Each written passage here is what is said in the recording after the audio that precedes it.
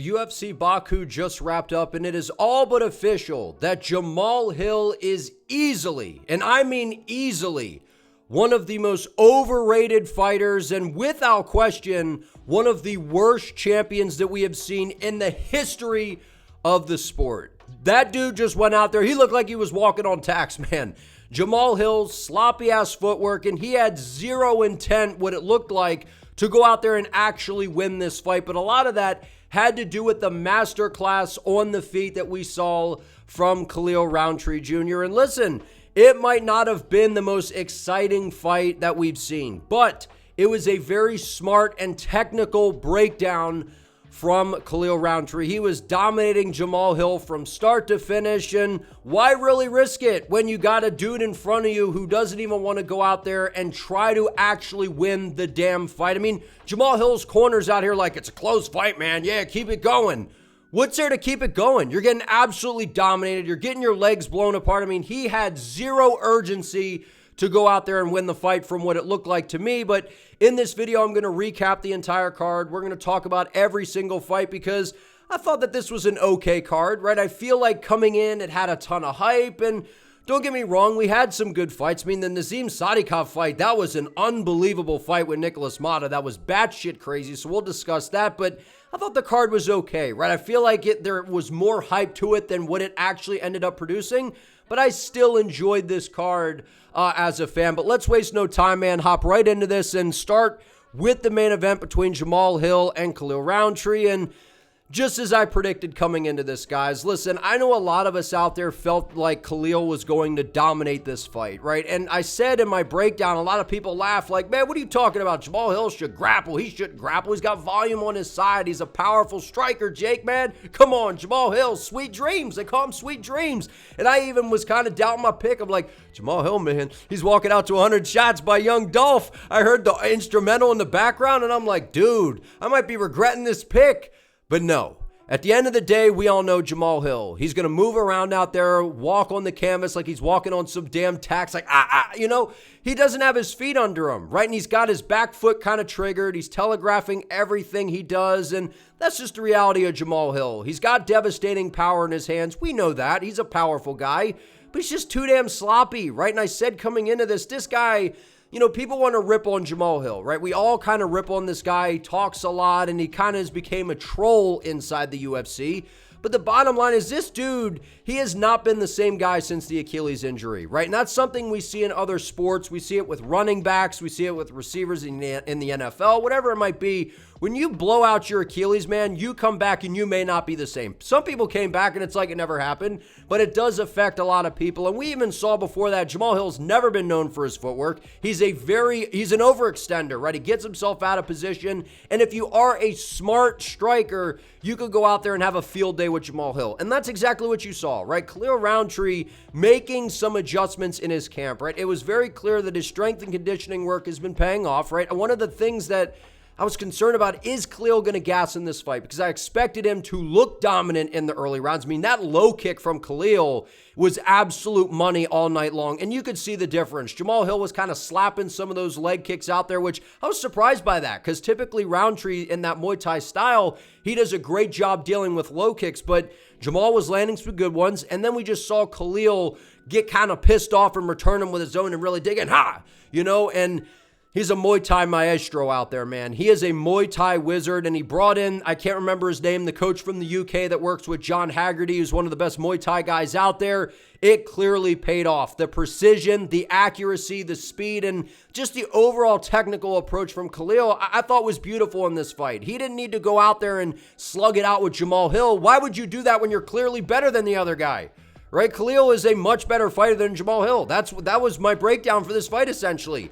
Everything Jamahal Hill does, Khalil does it 10 times better. He's faster. He's explosive. You know, maybe Jamahal, you could argue, has more power. Khalil's just a better damn fighter, man. Rountree is a fun guy to watch. I like his Muay Thai style, but at the end of the day, for it to be a fun fight, it was going to have to be Rountree just being like, man, I'm leaving the technique at home. I'm just going to go out to the center. We're going to slug out the big ones. We're just going to stand in the center and, you know, trade, duck, and throw the big ooga booga shots and get into one of those. But why would you do that when you're so much better than a flat-footed Jamahal Hill who, I mean, we're just seeing is just a completely overrated dude, man. That's the reality. And Jamahal was kind of known for his volume coming into this. Where was it? Where was it? He was just kind of wading forward, and I feel like the damage that Khalil did on that lead leg in the beginning of the fight, I mean, that just set the tone, right? And how dumb of Jamahal Hill to try to get into a leg kick battle with a Muay Thai wizard, right? Muay Thai dudes, man, their shins, they're hard. You know, they harden their shins, man. And Khalil's just a powerhouse, man. Did Jamahal not watch this dude's highlight tape? If you're going to stand in front of Rountree, man, and try to have just a back and forth, like, technical kickboxing fight, you're going to get destroyed. Don't you remember what he did, what Rountree did to Eric Anders, what he did to Anthony Smith, what he's done in several fights throughout his UFC career? One of my big critiques with Rountree, I was like, he's the Dak Prescott of the UFC, right? He's putting up all these stats, but he's not doing it against the most top competition out there. But at the end of the day, like, if Rountree shows up, right, which sometimes I'm like, it just seems like he struggles to show up in there sometimes. When he does, this dude's ferocious, and that's exactly what you saw. Why would Rountree go out there and risk it? I know it was kind of a stinker of a main event, right? I would say that it was a stinker, but it was just a technical outclassing by Khalil Rountree. That's exactly what this was. The bottom line, Hill ain't on Rountree's level. This is a different generation of a fighter here. And I know Rountree's a little bit older, right? And Hill, you know, he's not the oldest guy out there, but in terms of the styles, Jamahal Hill, like, what's his style? He's got sloppy boxing, he's got good power if he can touch you, but he's just super basic. He's super basic. And if you're going to go out there against Rountree, you got to have something different. You got to provide a grappling threat. You got to provide a dynamic striking style, which brings us to what I think should be next. I mean, Jamahal Hill, it's crazy how this guy was on top of the sport, right? He beat Glover Teixeira, beat the hell out of him for 25 minutes, you know, coming off of the Contender Series on a nice hot streak, knocking everybody out. Had Johnny Walker out there going, woo, you know, like the thing outside of the car dealership. To now we're talking about a couple more fights, and I think we're going to see Jamahal Hill's fighting career over, right? I mean, and it's crazy how this sport works, and I'm not saying Jamahal Hill's like a complete wash in this weight class because there are a lot of guys that I think he could still beat, but he's just lost his sauce, man. He's absolutely lost his sauce. And, you know, part of that is Khalil Rountree's just way better, right? And that's the reality coming into this. But this is about Khalil Rountree. He went out there. He didn't need to risk it because if he put himself into those fiery situations, that was the only way Hill could win the fight, right? And then Hill goes up to him after the fight. Man, yeah, where were you? Where were you, man? You were running around or whatever the hell he was saying after the fight. He had 25 minutes after. And I know a lot of that is Hill just trying to build up the fight. But at the end of the day, like, Jamahal Hill, like, you know, you talk all that stuff, you go in there, you don't even try to push forward, try to finish the fight, and Rountree fought smart. Why would he stand in there and slug it out in front of Hill? Rountree's the better athlete. He's in much better shape than the Teletubby that is Jamahal Hill, right? Rountree was sticking and moving, fought a perfect game plan. At the end of the day, did exactly what he needed to do to get the win. I would love to see Khalil Rountree versus Carlos Ulberg or Yuri Prochazka next, right? I assume that we're going to get the rematch between Ankalaev and Pereira, and look, Rountree, he's in that spot to where one more fight, and I could see him fighting for a title, right? If he could go out there and get another win, but it's a weird spot, right? Because Ulberg just went out there. He's been on a nice streak. He just beat Jan Blachowicz, where I thought that was a razor-close fight against Jan. So it's like, okay, is the UFC just going to kind of have Carlos waiting in the wings to fight, you know, the winner of Pereira and Ankalaev? I don't know. But I could very much see a situation where they're like, look, Carlos, we're going to run this. You're sitting and waiting. You know, maybe we'll put you in a number one contender fight. And then that kind of puts us into this trio here to where we have Khalil, we have Yuri, and then we have Ulberg. But if you're asking me which fight is the most exciting, it is clearly Rountree versus Yuri Prochazka. What a badass fight that would be. Give me that fight all day long. I hope we get that next. And I honestly think that Yuri Prochazka would beat Khalil Rountree. But again, it would be a very fun fight. It's not going to go the distance. I would make that a 5-rounder, right? Maybe that's a fight night headliner, but Yuri, you know, they put him on pay-per-views. So I'd like to see a 5-round co-main event, or even make it 3, so it's even more action-packed. But I thought that this was a huge victory in the career here for Khalil Rountree, right? Coming off of that, you know, he got that, you know, title shot against Alex Pereira. There was a lot of noise around that. Build his name off that, right? I mean, because he went out there and won the first 2 rounds against Poatan, but then we saw him start to kind of fatigue. And, you know, I think that a lot of that had to do with, obviously, the approach that Pereira had, attack the base, attack the body, and just start to melt Khalil with pressure as the fight goes. And you can see, right, if you could apply that pressure to Rountree as the fight goes, that's kind of where you can get him. He'll start to slow down. He starts to kind of fatigue, and those are your windows to try to take advantage of him. And I feel like Yuri can do that. I absolutely feel like Yuri can do that. But the technical maestro Muay Thai wizard, that is Khalil Rountree. Beautiful technical performance, but again, it was kind of a stinker in terms of an action-packed fight that just felt like we were going to get a banger, but at the end of the day, man, it was just a technical masterclass by Khalil Rountree to where he could just completely schooled Jamahal Hill over the course of 25 minutes. So be mad at Rountree. Be mad at Hill for not going out there and trying to win the damn fight. So can't blame Khalil for going out there and coasting if Hill's going to let him do it. Okay, Rafael Fiziev versus Ignacio Bahamondes. I thought Fiziev was going to win this fight, right? But I'm not going to lie, man. I had a little bit of doubt in my mind because with, Bahamondes, this dude's been on a tear. He's been one of the prospects in this weight class that I've been super high on, right? He's built like a toothpick, built like a toothpick in the lightweight division, but he's speedy. He's rangy. He's got a dynamic skill set on the feet, and, he trains with Belal Muhammad, right? And we've been hearing for the longest time about this guy. You even heard Paul Felder on the broadcast where they brought Ignacio up to Rufus Sport, and Paul Felder's like, this dude, man, he's so good when it comes to the striking, and I felt like we were going to see a very entertaining kickboxing fight, and that's sort of what we got. But we actually saw some nice grappling exchanges to where we saw Fiziev just implement the wrestling, and he was able to take Bahamondes down, was able to control him, and, Ignacio was trying to pull guard and play that game. But, when I went back and watched the Ludovic Klein versus Bahamondes fight, that's really what just helped me find confidence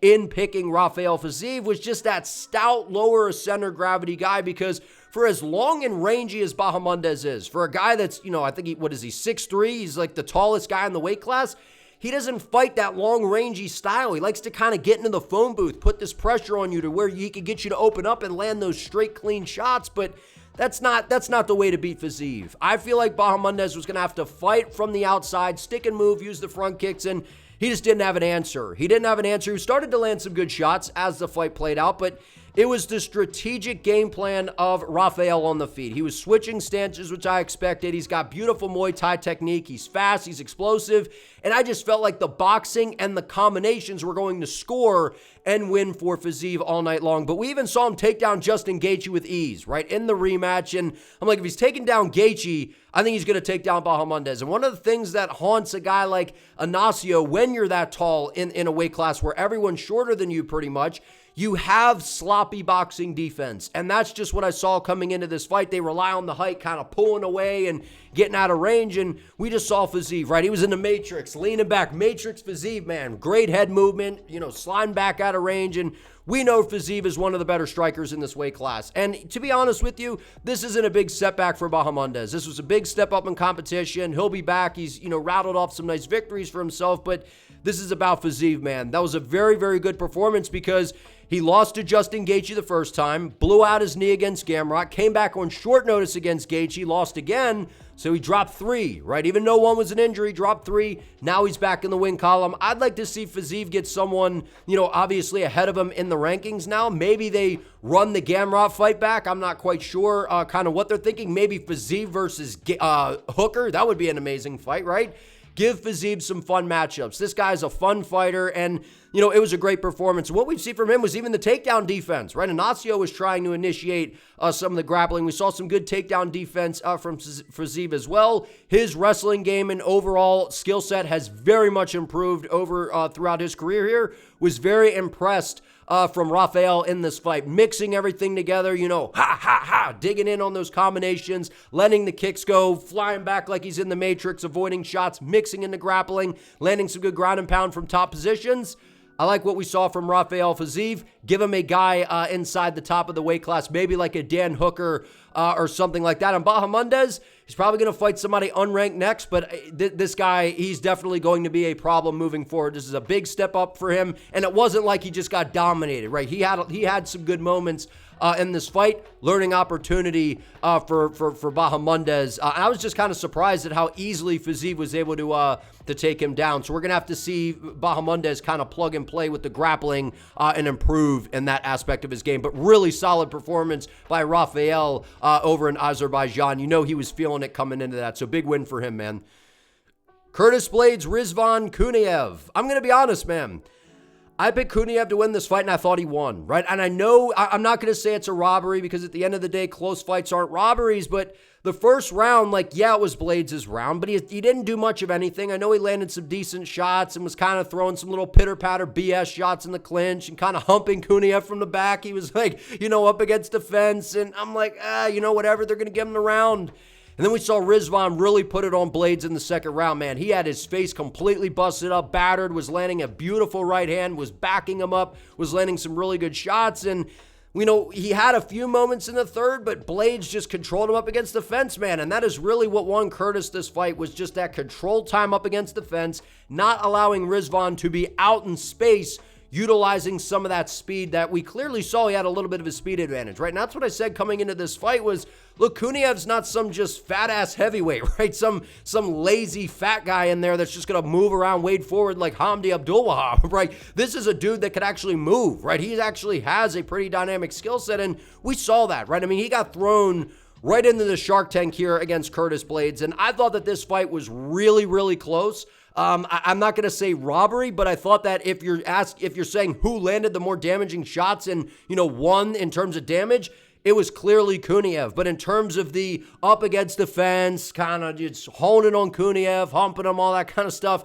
that goes to Curtis Blaydes. And I know Blaydes landed a few pitter-patter shots, did land some decent straight shots down the pipe out in space, but I thought Rizvan did enough in terms of the damage. But when you look at how Blaydes was able to control him in the first, control him in the third, I just knew that the judges were going to give it to him, man. I just knew that they were going to give it to him. But at the end of the day, big step up from Kuniev, man. He's shown that, he's not going to be a world champion, right? He's not going to beat a Tom Aspinall or a guy like Alexander Volkov, I don't think. But, he's someone that can hang around, right, somewhere between the top 5, top 10. So, decent addition to the heavyweight division, right? But at the end of the day, I'm not going to say robbery because at the end of the day, it was close. But I thought that the more damage was clearly on the side of Kuniev. He landed the more devastating shots, but Blaydes mixing in the grappling, holding him up against the fence, pulling some veteran stunts there. Blaydes, I guess, did enough to get it done, but I scored it for Kuniev. Tafik Musayev versus Maidatek Orolbai. Told you coming into this one, man, people always buy into the hype from the UFC and other analysts out there. Oh, man, Musayev, he's a dog, man, over in Ryzen, over in Bellator, man, he's a dog. He's got this crazy right hand. He's got the power, all the knockouts. Have you seen it? Go back and watch his fights, man. Go back and watch his fights. I think it was against Alexander Shabley or whatever in Bellator, and he's just super one-dimensional. All you got to do is watch that fight, and it tells you everything you need to know. He just banks on a right hand, and he showed some athletic ability, defending some takedowns nice early, but there's levels, man. Maidatek Orolbai, his loss out there was against Mateusz Rambecki, who's an absolute savage. And that was one of the fights of the year, right? That was a spectacular performance, and we saw that Orolbai is an absolute dog. So if you thought that Tafik, whoa, I saw his highlights, man, he's got a crazy right hand, you thought he was just going to come in here and land some sort of shot and sleep Orolbai, what? You didn't know what the hell you were talking about, right? So clearly, Maidatek, he's a problem. He's an absolute problem. He looks like he's from the movie Ice Age, man. This dude he's a generational human being, right? I feel honored to be able to watch this dude, man. Watch this guy fight. This man, he looks like he's straight out of a cave or something. I love Orolbai, man. I'm a massive fan of this guy. I think he's super fun. The pace, the pressure, and the relentless style that this guy brings to the table, it's a problem in this weight class. If you don't have devastating power and outstanding takedown defense, you're going to be in trouble because he's not slowing down, especially in a 15-minute fight. He will continue to move forward, continue to press the action, and his striking's improving, right? We saw him actually land a couple good straight shots on Musayev before he was able to get to the takedowns. But at the end of the day, going out there and getting a submission, I didn't see that coming. I thought that it was just going to be 15 minutes of pure domination, but to go out there and get a sub in round number 1, massive victory for Orolbai, and to go out there off of the, Mateusz Rambecki fight, come out here, do this to a guy that you saw the UFC was clearly trying to push, putting Musayev on a card in Azerbaijan. The crowd was on his side, hostile territory for Maidatek, and for him to go out there and win that fight the way he did, very, very impressive, and he is one of the more dangerous guys, prospects in this weight class for sure. The pace, the pressure, the style. Love me some Orolbai, man. Looks like he's from the movie Ice Age. Tell me I'm wrong, man. Love Orolbai, man. I love seeing that dude perform, man. All right, Nazim Sadykhov versus Nicholas Motta, fight of the night for sure. They got bonuses, and this is already a fight of the year candidate. I know we still got some time left in the year, obviously, but what a technical brawl, dude. Like, this wasn't just two dudes pointing down at the camera. Yeah, man, we're at the bar, man. We're just going to slug it out, dude. Woo-hoo. That's not what we saw. We saw technical, very, very precise striking from both guys, right? We saw early Nazim started to put the pressure on Nicholas Motta, and I'm like, listen, man, Nazim Sadykhov is one of the dark horses in this weight class. He's a savage. He's got very powerful boxing. He's got very good kicks, and he's a well-rounded fighter, right? He's got Ray Longo in his corner, Marab, Coach Wood. I mean, he's got a very, very good camp behind him. He's got all the training partners, all the great coaches, and he's just super well balanced, right? And he comes into this fight here against Nicholas Motta, who he's explosive, he's dangerous, and we saw that, right? Sadykhov was landing some good shots, but Motta started to find the target, backed him up against the fence, let like 50 shots go, dig into the body, and Nazim was covering up, and I didn't think Nazim was hurt that bad. I mean, I know he was kind of hurt to the body. I think that he was just trying to hopefully have Motta kind of punch himself out, because I saw his eyes up, saw him raising his guard like how Poirier up against the fence will kind of play this game and then look to counter. But we saw the ref kind of taking a close look, and I was like, oh no, don't stop it, because I don't think Nazim is actually that hurt.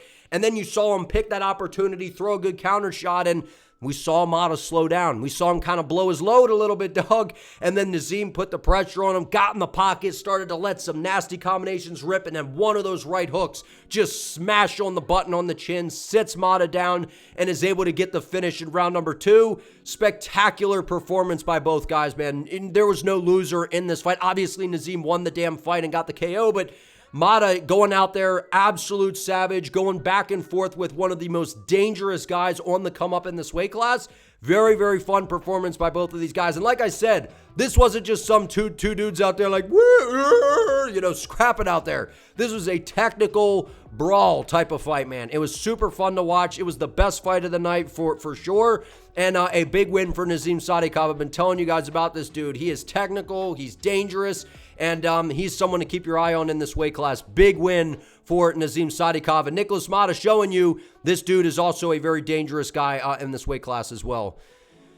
Muhammad Naimov versus Bogdan Grad. I went with Naimov to win this fight for kind of what we saw, right? I expected Bogdan to come in with a very grapple-heavy game plan, because what we've seen from him is he kind of just hits, he just kind of hits airplane mode, moves forward, and he's like, just gets into the phone booth, pushes you up against the fence, and he is some really, really good wrestling, man. And the way that he was able to get to the back of Muhammad, I was actually very impressed. And we saw Bogdan throwing some of those big winging kicks and different dynamic shots, because you have to be on edge with this guy, because he's got that relentless style to where he's going to be level changing. So it kind of makes you more hesitant, but I just thought that Naimov coming into this fight was just a cleaner fighter. And I feel like if you can stop the takedowns and land some of those clean shots from the outside, you're going to be able to outscore Bogdan Grad. And I saw a possible finish in this fight, considering how defensively irresponsible Grad is. But he didn't open himself up enough, in my opinion, for Muhammad to find that counter shot to be able to knock him out, like we've seen Naimov do, back up against the fence, dig in and let a shot go. But we've clearly seen, I was saying this about Naimov before, and, he trains over at Elevation Fight Team and gets some work in with Gaethje and those guys, and I see a little bit of influence in Gaethje in this guy's style, right? The hand placement, the way he kind of moves, and, some of the leg kicks. I'm not saying he's Gaethje, but I see a little bit of a similarity in the style, even like Archie Kogan, right? Similar kind of hand placement, the movement, and he switches stance as well. Good footwork on the outside, defended the takedowns enough, right? Because even when Bogdan was able to take him down, we saw Naimov work back to his feet, land some good shots at range. I thought that this was a good win for Muhammad, because Grad, he's one of the more dangerous prospects, or hassles to deal with, I should say, on the come up in this weight class, right? And I really could have seen Grad winning this fight, right? Going out there with that relentless pace, just kind of melting Naimov as the fight played out. But it was the technicalities, the composure, and I think just that experience that Muhammad has thus far that he was able to weaponize against Grad in this fight. But either way, Grad, he's a tough out for anybody in this weight class, man. He's gonna be someone that will be back, but just continue to see the improvements in the game of Muhammad Naimov. Very big win for him as he continues to stack them up. So kind of what I was expecting was the technicalities to be able to get him the W. Okay, the featured prelim. Ko versus Elliott. This was a big shock to me. This was a massive shock to me coming into this because I knew Ko, they were calling him the Korean Tyson because this dude, moves to the inside, boom, throws those big winging ooga booga shots and kind of with his hands down, moving like McGregor. He's like, and he's a fun dude, man, right? But I figured that Elliott's experience, right, his well-roundedness, we saw him go out there and starch Basil Hafez, and I'm like, okay, I feel like this guy's kind of firing on all cylinders.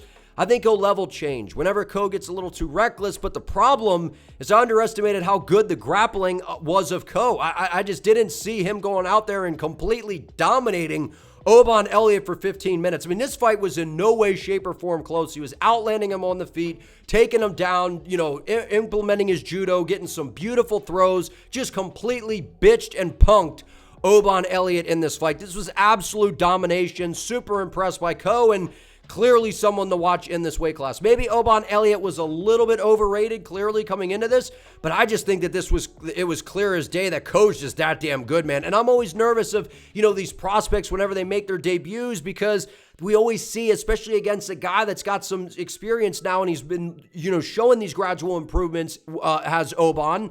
And I'm like, I feel like he can weaponize that in this fight. Turns out, man, Ko is just that damn good. He's confident, he's powerful, and what we know now, he is completely well-rounded. He is a complete fighter. Very dominant win for Ko over Elliott. I was very impressed and very shocked by that fight.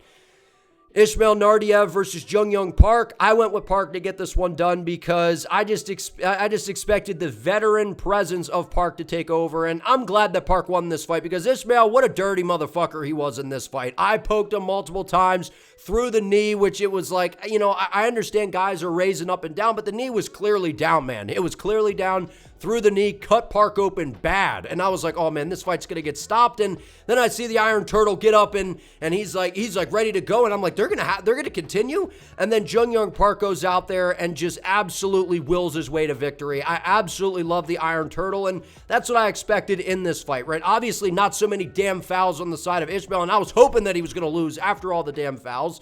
But it was the technicalities of Jung Young Park. He's incredibly well-rounded. The jab, he got the boxing going, and there was a clear speed advantage on the side of Naurdiev, right? And I expected that coming into this fight, but it was really the veteran composure. And we saw, Ismail probably from celebrating, thinking that he won the fight. He was up there, woohoo, I won the fight. And it's like, dude, nah, the referee just paused it because you threw an illegal shot. I think that he spent a lot of energy on that and then just got melted by the pressure and the smart approach by Park as the fight started to play out to implement the wrestling, implement the grappling, start to attack with some submissions. And then we just saw Park absolutely dominate the fight. And good on the ref for actually taking 2 points from Ismail after the multiple eye pokes and the illegal shot while it was a grounded opponent. So very good reffing in this fight and a spectacular, much-needed victory for the Iron Turtle. And like I said, Park, man, underrated guy, man. Absolutely underrated. I think he was the favorite coming into this, but, the loss to Andre Muniz, he won that fight. And then outside of that, his real only loss basically is to Fluffy Hernandez.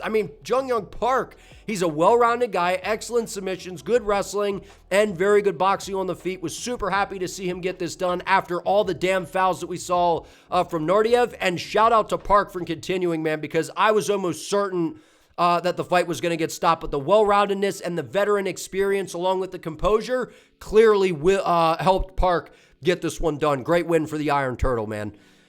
Daria Zelenziakova versus Melissa Mullins. I was impressed with Daria in this fight. It was the striking, it was the pressure, the aggressiveness, and she was just teeing off on Melissa Mullins. Melissa Mullins, I don't know what the hell the game plan was. You had a win over Daria before the UFC. You beat her up with ground and pound. You implemented the grappling. You're a better grappler, and we saw that. She was able to take down Daria basically every time she shot a takedown, but she was like, nah, dog, I'd rather be a moving heavy bag in this fight and just get teed off on, get beaten up, and then shoot a takedown in the last minute of the round to try to, I don't even know what the hell. It was a horrible game plan by Melissa Mullins, but hey, shout out to Daria for utilizing footwork, keeping her at range, and landing some good shots from the outside. Good fight from Daria. Horrible fight IQ from Melissa Mullins. Even though she started to kind of find some shots as Daria kind of, had a very aggressive first, half of the first round. Then we saw Mullins kind of settle in, but I just thought it was a lack of fight IQ from Mullins in this fight. It's almost like she wanted to lose or something, to not even try to grapple enough. I didn't get it at all. Alekseeva versus Claudia Sygula. I was shocked by this here. I thought Irina coming into this, she would mix things up. Again, would try to get the fight to the floor, kind of like what I expected Mullins to do. We didn't see it at all. Claudia was ahead all night long. The volume, the striking, the range management, and the way she was just attacking with consistent output, throwing a couple shots upstairs, ending with a leg kick. It was a really, really good win for Claudia in this fight, because I just thought that Irina was grittier, was tougher, and a lot of the times we see that be enough to outdo a fighter that is a little bit more technical, but that clearly wasn't the case. Claudia, good performance to go out there and absolutely put an ass whooping on Alekseeva. Tagir Ulanbekov versus Azat Maksum. This was a great fight here. This was one of the better fights on this card. And yeah, we did have some fence grabs by Tagir. And I don't like when fighters are grabbing the fence, but if you put that to the side, this was an outstanding fight. Tagir Ulanbekov, he impressed me with the striking, because I thought coming into this, the grappling advantage was going to be heavy on the side of Tagir, and then the striking advantage was going to be on the side of Azat, and it was almost like it was reversed, right? Maksum's takedown defense and offensive grappling looked outstanding, and then Tagir striking, it looked really clean. He was landing some nasty shots. These guys were getting into the clinch, beating each other up to the body, letting short, dirty, uppercuts go, knees to the body. I thought this was a great fight. We saw some good scrambles, but to say that Tagir won 30-27, that was a stretch. I thought it was 29-28 Ulanbekov. That's how I scored it. But to say that Maksum didn't win a round, I think was absolutely absurd. But either way, I definitely thought Ulanbekov won this fight. He mixed things together very well, landed some really, really clean shots on the feet. I mean, that right hand, it was money all night long for Tagir. And like I said, very impressed by his striking, was very impressed by the grappling of Azat Maksum, and it is very clear in this weight class that even though that Azat lost to Tagir here, this dude he's a gamer in this weight class. Maksum, as he starts to kind of build here in the UFC, I see this guy starting to kind of climb the ranks, man. He is very, very good, but Ulanbekov, I'm expecting a big fight next, right? He was the ranked opposition, or he was the ranked guy taking on an unranked dude here. I would like to see Ulanbekov get someone for sure in the top 10 next. So I'm not quite sure who that opponent is. Maybe they give him, a Charles Johnson or something like that. So I expect a big fight next for Tagir, especially after going out there and landing some really, really good shots on the feet. Great performance by Tagir, and he got pushed because we knew Maksum was a gamer coming into this. Last but not least, one of the worst and ugliest fights I think I have ever seen, and that is Hamdy, Abdelwahab, and Mohammed Usman. Cut both of these guys immediately. Cut them both. I mean, for Hamdy, I just don't even know what to say. I don't even know what to say. Won a couple fights by split decision, and all he had to do was tuck his chin, keep his hands up, a little bit of head movement, pepper some shots, and blast a low kick, and he easily could have won this fight. But he said, nope, the hell with that. Why would I do that? I'll go out there. I'll be a fat slob. I'll move forward. I'll wing ooga booga shots and drop my hands, and I'll get tagged up by a jab consistently by Mo Usman that I could see a mile away coming. I know we all could see it. A telegraphed right hand, winging ooga booga shots. And look, Mohammed Usman, he's not good. He's not good at all, and he looked like a world beater tonight because that is how bad Hamdy is. That's just the reality. Hamdy he's bad. Right, and I kind of overestimated him coming into this because I thought Usman was that damn bad. Well, it turns out Hamdy is the one that is that damn bad. So, this fight was awful. It was absolutely awful. It was super low-level heavyweight MMA, and obviously we saw with Usman. You got to give him credit, man. He was listening to his corner because he had Rashad Evans in there basically having a controller hooked up to him, being like, jab, cross, like telling him exactly what to do, and he was listening, right? So credit to Mo Usman listening to his corner and going out there and doing what he had to do to win. I mean, the fact that Hamdy just couldn't even see a straight punch coming was just mind-boggling. And to not get back to the calf after he'd hit Usman, and Usman would be like, every time he got hit, I mean, he's getting touched with a jab, and he's like, he hit him with a right hand, he's like, he's like dancing all over the damn octagon. You even go, and he's like, oh, I thought that the reactions were so bad on the side of Usman. I was like, are the judges just going to give it to Hamdy because he's the king of winning a split decision? But I knew that it was clear that Usman won this fight. Hamdy Abdelwahab, he's awful. Just cut him.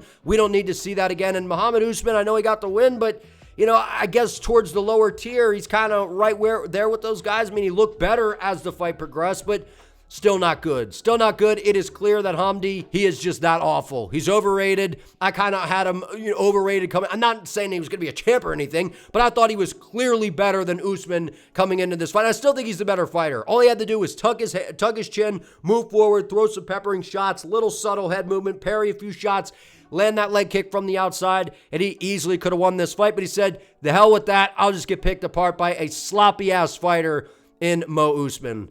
I just didn't get it. It was an awful fight either way. Cut both of them. But if you guys enjoyed this video, please give it a like. Let me know what you think down in the comments. And don't forget to subscribe to the channel so you do not miss an upload. I would appreciate it. See you next time.